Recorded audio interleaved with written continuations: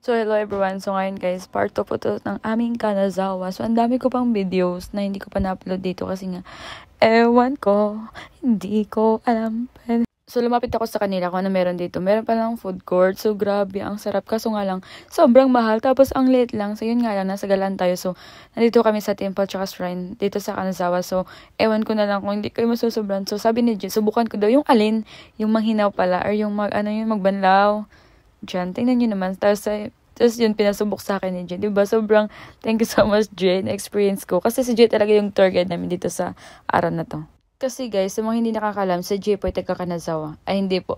Lagi sa Kanazawa pala. Kaya siya yung naging tour guide namin. Apakagala tong bakla kasi ito eh. So, ang dami ng pinuntahan na tong araw na to. Buti na talaga sumunod siya.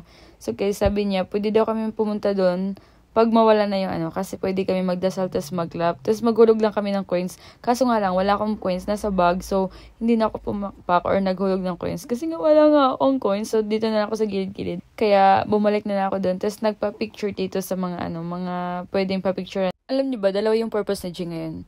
Siya yung tour guide namin. Tapos, siya din yung photographer. Gawa ng nagsasawa na daw siya, guys. Kasi nga daw, lagi na lang siya talaga dito. As in, sana kung laging Kanazawa, tapos madaming pera. Kasi nga yung pamasahe papunta Kanazawa is nasa Sengyen plus. So, siya, di ba, pambalikan na, nasa Niseng. So, di ba, parang basic na sa kanya yung pera. So, ayun nga, fast forward, bumalik kami dito kasi nagugutom kami. So, nag-order kami ng ewan ko kung ano to, basta chicken to. Dito kami sa food court. So, kanya-kanya tong table, guys. Bali, 5 lang kasi kami. So, sila Jean, si Rose, at saka si Chesan, si Jay, at saka ako. So, doon sila sa kabila. So, bumalik ako dito, guys. Nag-solo. Tingnan nyo naman.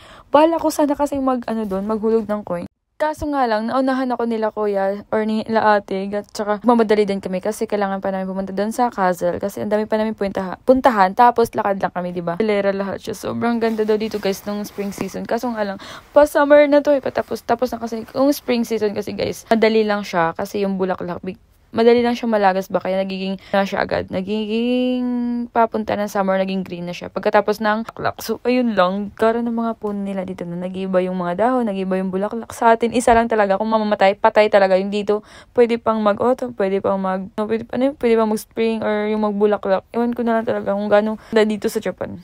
Pero hindi talaga ako na-inform na Rose. Siya nakapalda, tapos ako nakapants. Dapat mag-outfit check sana ako. Kaso nga lang, parang magsisimba lang naman kasi. Tapos hindi ko in-expect na gagala kami ng ganito. Yun pala, pagpunta daw na Rose dito nung una, ang dami daw mga apam. Tapos, sobra daw yung mga gwapo. Kaya sabi niya, kailangan daw niyang umaura nung pagbalik niya. Yan, nakapagpalda siya. Sabi ko, dapat sinabihan mo ako, Rose, para sabay-sabay tayong magpapalda. Para papaldo tayo pag-uwi. Pero joke lang po guys. Yun guys, dito kami dumaan sa gilid kasi nga close din sa nung dinaanan namin. So, pataas siya ba? Parang bundok sa atin. Sabi ko, gara naman ang daanan ito, nakakahingal. So, yun nga. So, diba, parang okay din naman kasi exercise. Yung hindi ka naglalakad ng 10k step. So, dito mo palang magagawa sa Kanazawa yun. Tapos, may paano pa sila dito po waterfalls. Nakakamiss yung Pinas. Ang dami kasi mga waterfalls dun. Tingnan nyo naman, guys. Nature lover kayo. Dito na kayo sa Kanazawa. Sarap tumambay. Tapos, ang lamig, gabi. Tapos, may mga kalapati pa. Ay, hindi. Yung mga sa atin uwak ba?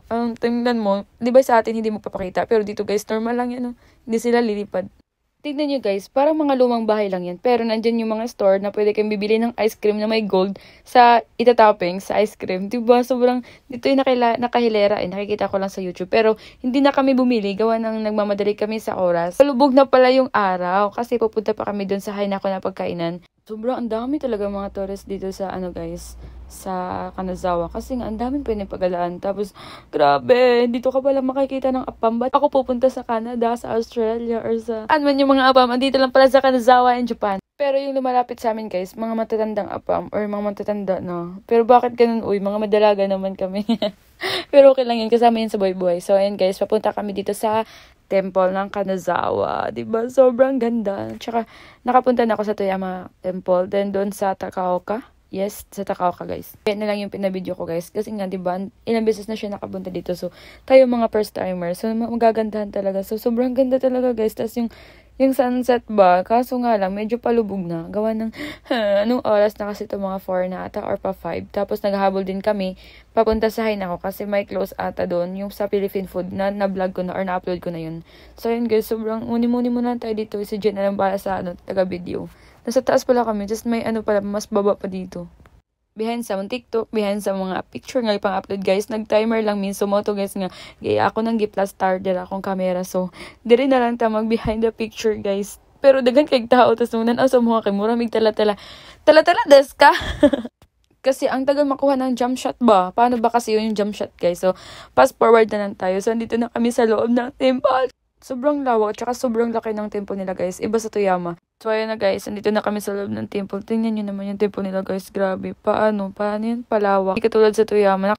So, pagpasok namin guys, nabutan pa namin yung sunset. So, yung mga kasamahan ko, umupo na guys. Sino bang hindi napagod? Lagpas na ata sa 10k step yung mga nilakad namin. Grabe, pakalaki pala talaga dito sa Kanazawa. Tapos, medyo magkalapit-lapit lang yung pwede mong galaan doon sa shrine, sa Temple of Kanazawa. Ewan ko yung sa Hainako, tsaka yung sa simbahan ng Katolik sa Kanazawa, diba? Pero, naka 20k step na kami. Sobrang pagod na talaga. Kanya-kanya pwesto na kami sa upo guys. So muna nag-rest muna kami. Pero hindi pa namin kayang pumunta doon sa shrine ng Kanazawa. So dito muna na kami sa harap ng temple.